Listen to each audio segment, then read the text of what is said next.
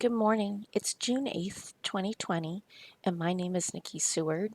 I am a Delta researcher, and I have been following the barriers proposals for the Delta for the last 20 years, basically, and I've researched all the way back to when we became a state here in California. And I want to talk about the Franks Tract proposal. I have a lot of information that the people that are, excuse me, I'm going to make that be better. Frank's tract proposal is, they say it's a restoration project. It's a barrier project. In all cases, whenever any of these government agencies or their agents, this one happens to be Moffett and Nickel, who do a lot of the planning for Metropolitan Water District. So notice it's Metropolitan Water District of Southern California. That means the people who want to take the water for profit. So just in all cases, even if there's a Fish and Game logo, any other government logo, note that this is about taking water from Northern California and sending it to other parts of the state. So let's look at Franks Tract. This is a barrier project. It's instead of physical barriers, there's a physical barrier up in this corner of this project.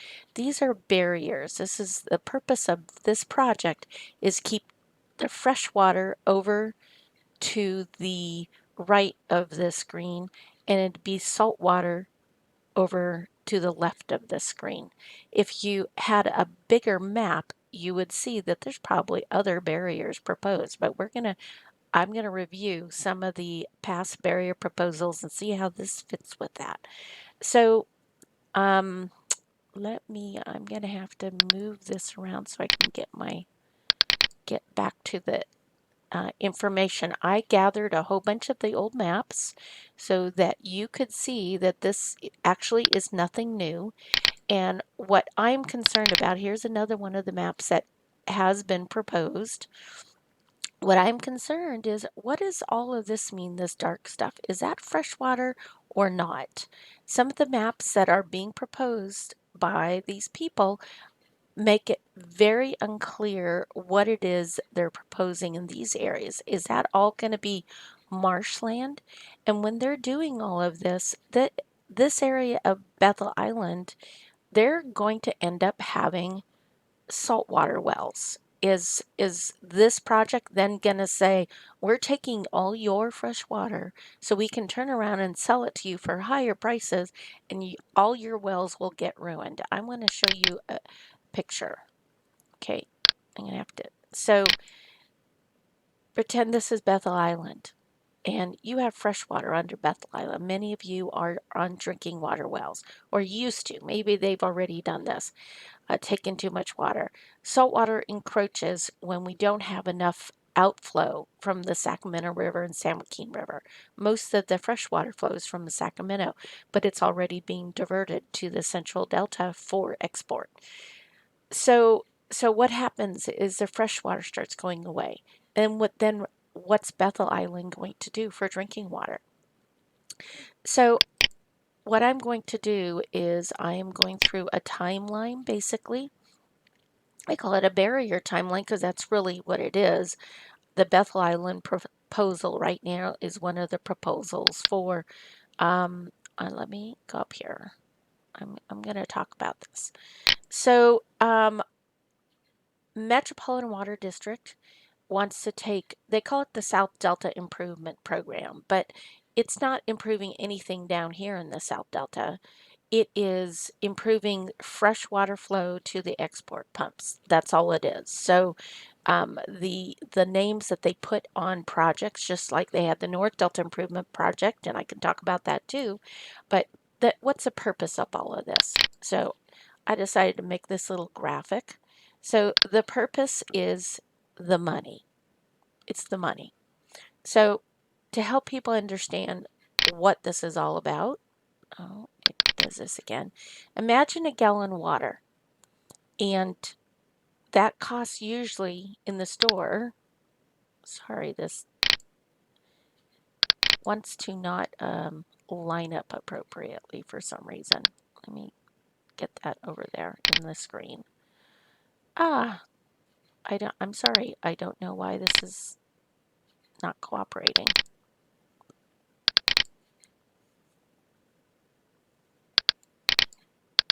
Interesting. Anyway, sorry about that. Here's 1 gallon of water. Costs about $1. 1 cubic feet per second. 1 cubic feet per second equals a value of close to $500. Okay, so if 1 cubic feet per second would produce 646,315 gallons of water in a single day, and there's conversion tables you can find online, and actually I put it on my website. Um, so 1 cubic feet per second is going to be about 650,000 per day retail sales. So how much is it when you have 8,500 cubic feet per second or up to 10,500 that's being diverted? This is all about the money. So they're talking about making huge amounts of money while destroying the water of Bethel Island. So I'm gonna go through more of this if I can get the website to cooperate, because I have more graphics to show you. It's not going to cooperate.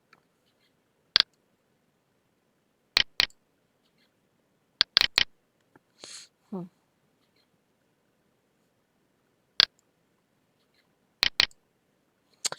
So, sorry, again, I'm going to go down and look at some of the other barrier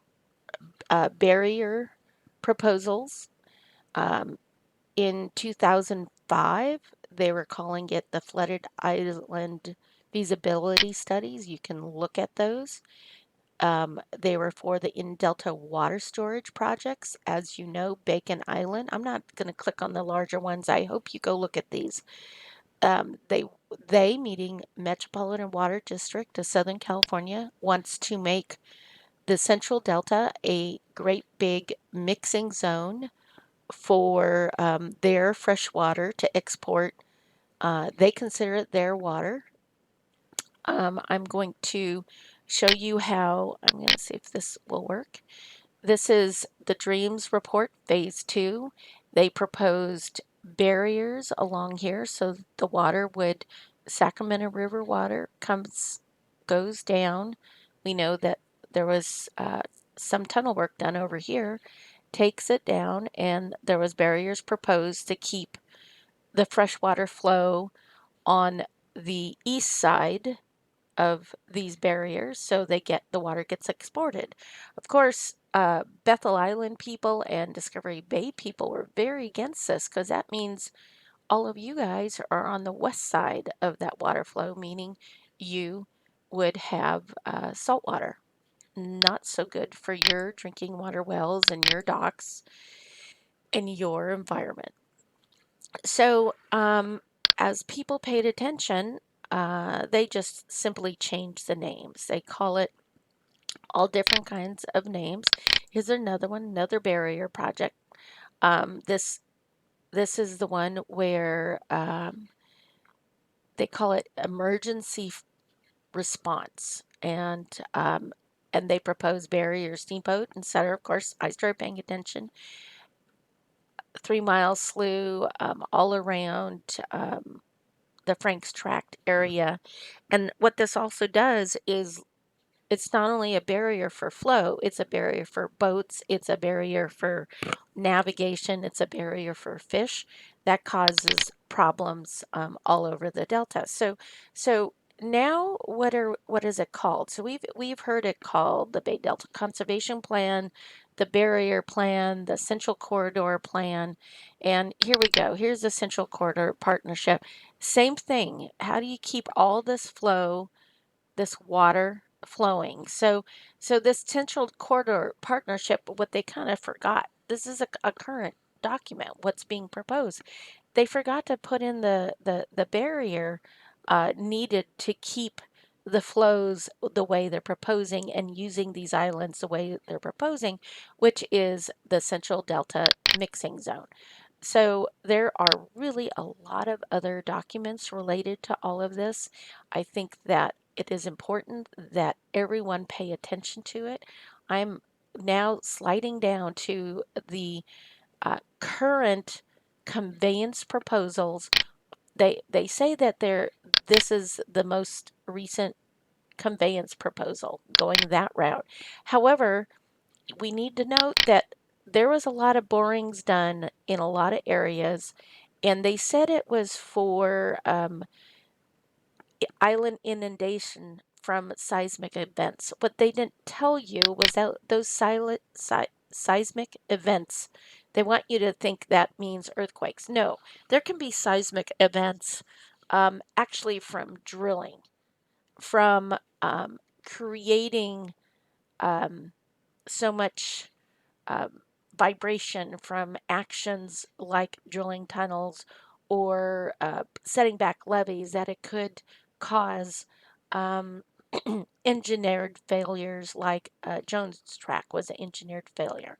So it also, the problem with these drilling is that this is from, this came up in WaterFix, and these are the drilling locations that had already been done related to tunnel location. And the problem with when they do drilling like this is it impacts the drinking water aquifer, particularly the shallow drinking water aquifer, which most of the people utilize in the delta. And it degraded that drilling degraded the drinking water aquifer. And there's a whole lot more about what happens when you reduce water flows and you've degraded the drinking water aquifer, and then you reduce the freshwater flow on the Sacramento River and the San Joaquin River because of the exports, what happens to your drinking water?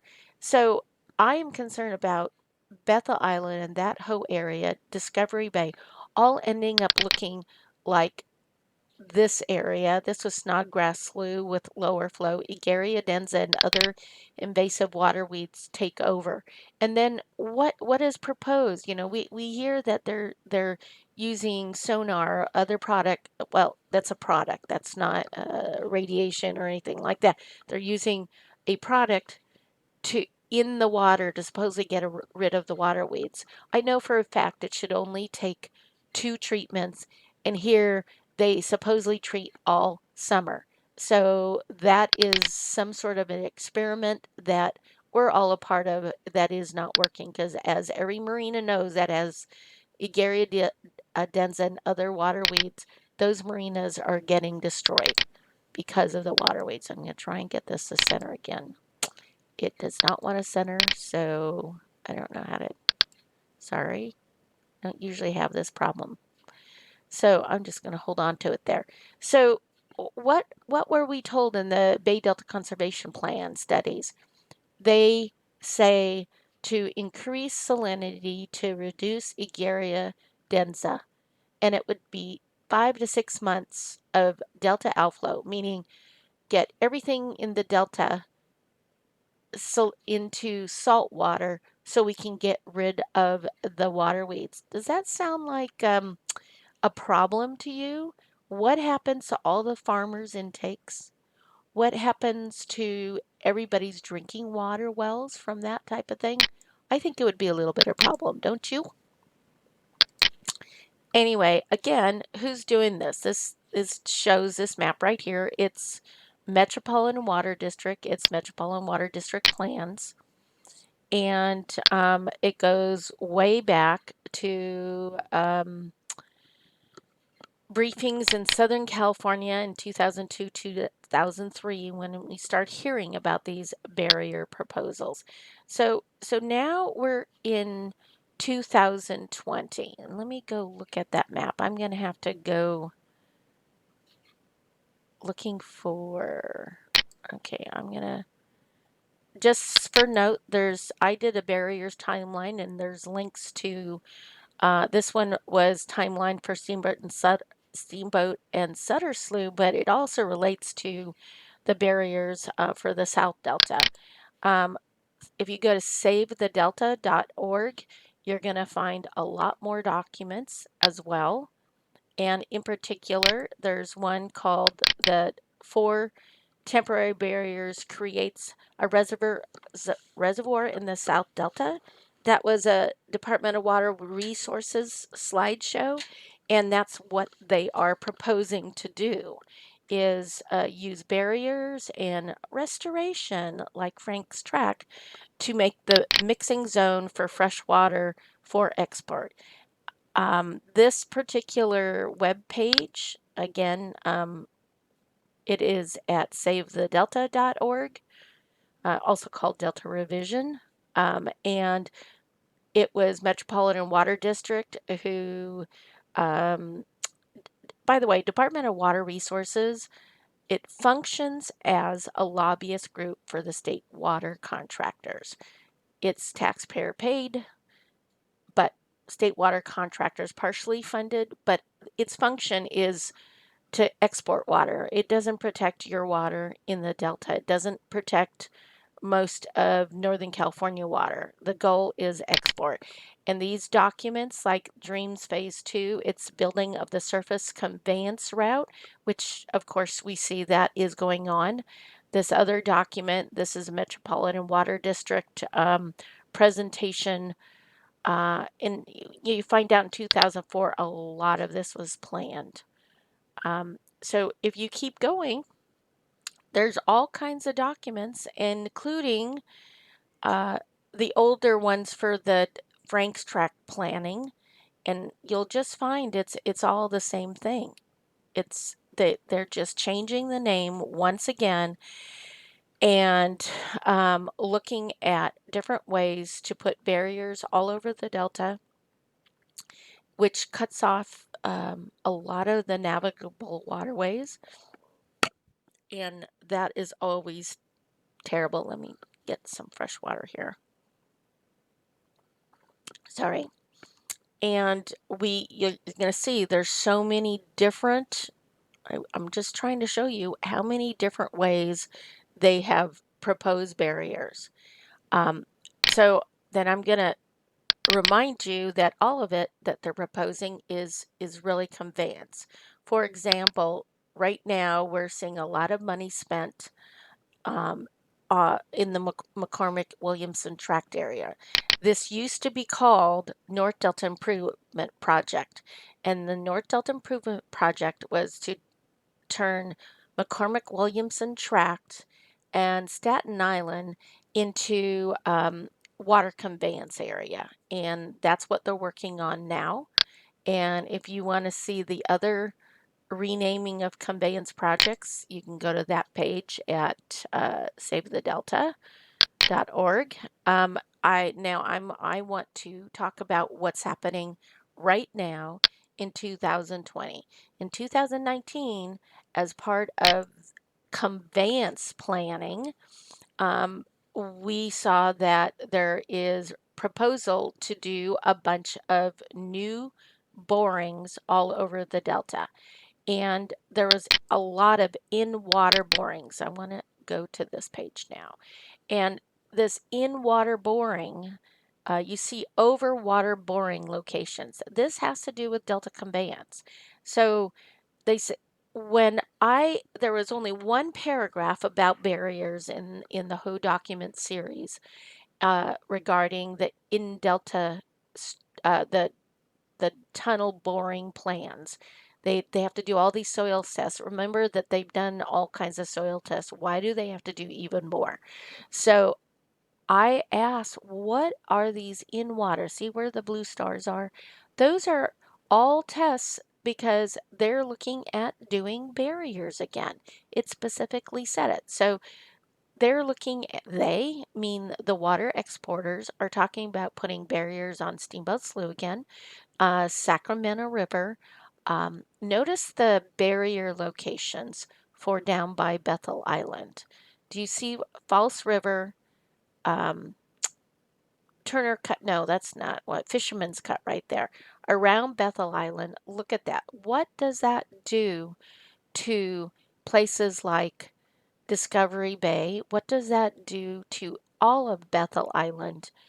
And do these barriers keep fresh water going towards the export pumps? Do they keep the fresh water in the interior delta? I was told by, of course, I asked the questions, and I was told by a fish science that these barriers would be intended to um, manipulate salmon migration certain times a year. But what about the rest of the time of year? What about the rest of the flow? Does this mean, well, they are not clear about what it means, but you can expect that there is going to be boring projects this year because we're already seeing it. I have on the website, I have a picture of what this boring project, they look like. Now I'm looking for, I thought graphic would help you guys to see. This is from Bay Delta Conservation Plan, and um, this is the impacts from barriers. This is 2014, and I thought it was a very good graphic that was made that shows when you have barriers right along here, and notice that this was the 2014 barrier planning, and they only did False River at that point in time. That keeps the fresh water here, and the salt water is over here. It's a misleading graphic, which I pointed out because it also means all the salt water is over in this area too. So that means Bethel Island is in all the different areas, depending on where they put those barriers. Bethel Island and Discovery Bay could be very negatively impacted. And also, all that this map over here, it's from Waterboard itself. It shows where all the freshwater intakes are. Another one, Bay Delta Conservation Plan. It doesn't matter if they take it from the surface or they take it from a tunnel. It's how much water they take. Now, it matters the construction phase, but the end result is taking too much water from the delta destroys all of us and it impacts our drinking water. And you will see a lot of more of the planning. And this particular page is on the Snug Harbor website because the Snug Harbor wells and places around the North Delta already have been negatively impacted from the boring, and they're planning to do more of it. So I find that very offensive, of course. So if you need to see more of these maps, the Snug Harbor website has it, but you also, there's there we go. You can see that this particular website has, you go to Delta Maps and you can see all the planning maps and including the in Delta storage, conveyance, and barriers all relate to what Bethel Island is going through. There's a whole lot more to say, but I hope you'll listen. Thank you. Bye.